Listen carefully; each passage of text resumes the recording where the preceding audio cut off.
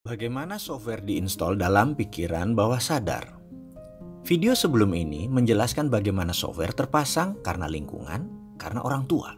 Dan ada baiknya saya berikan satu contoh lagi bagaimana pikiran itu diinstal. Mengapa penting bagi saya untuk menjelaskan banyak-banyak dan pengulangan-pengulangan tentang software ini? Karena apapun yang bisa dipasang, itu bisa dibongkar. Jadi ketika Anda merasa diinstal sesuatu yang jelek, Anda ubah. Kalau Anda merasa tidak ada softwarenya, maka ada baiknya kita pasang software sesuai yang Anda butuhkan.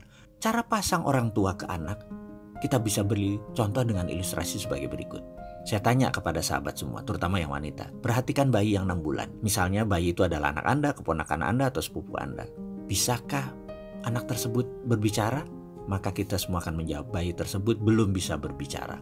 Komunikasi verbal bayi tersebut hanya menangis, diam, tersenyum, atau tertawa. Ketika bayi tersebut menangis kejar dengan keras dan lama, maka pertanyaannya, apa yang dilakukan oleh kedua orang tua itu? Atau orang tuanya? Ada banyak jawaban atas pertanyaan tersebut. Ada yang diganti popoknya, diajak main, dikasih nenen, dan lain sebagainya. Dan disinilah pertama kali database mulai dimasukkan oleh orang tuanya. Di Indonesia, dalam catatan aplikasi psikologi anak bayi yang menangis, oleh orang tuanya lebih dari 80% dinenenin atau dikasih susu. Sementara di Jepang, di Amerika, di beberapa negara Afrika, di Eropa budayanya lain lagi. Karena sudah dilihat tidak pipis, belum waktunya makan, tidak ada masalah fisik yang berarti, aman dalam box. Banyak orang tua hanya memainkan dan mengajak komunikasi sang bayi. Bayi pun begitu tidak diam, diteruskan main dan diajak bicara. Inilah yang kemudian hari di Indonesia banyak anak yang menggunakan tangisan sebagai senjata mempengaruhi orang tuanya. Karena tidak dibiasakannya negosiasi. Dibiasakan dituruti keinginannya. Anak menjadi demanding, sangat banyak maunya. Ada lagi yang harus diperhatikan. Ada software lain yang dipasang orang tua pada sang anak dengan ngegampangin dengan nenenin tadi. Pertanyaan, mengapa bayi tadi menangis? Kita bahas satu-satu kemungkinannya. Karena lapar, karena kepanasan, karena kedinginan, karena pipis, karena tidak nyaman, karena kesepian, karena mau main, dan lain sebagainya.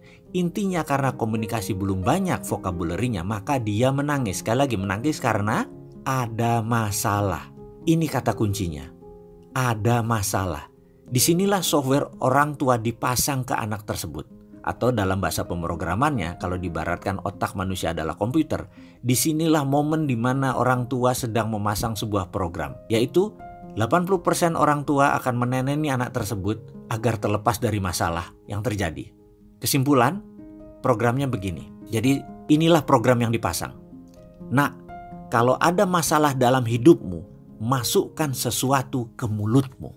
Software ini terpasang dalam pikiran bawah sadar sang anak sampai dewasa, di mana setiap Anda bermasalah dalam hidup Anda, di mana setiap ada masalah dalam hidupnya, mulailah dia memasukkan sesuatu ke mulutnya.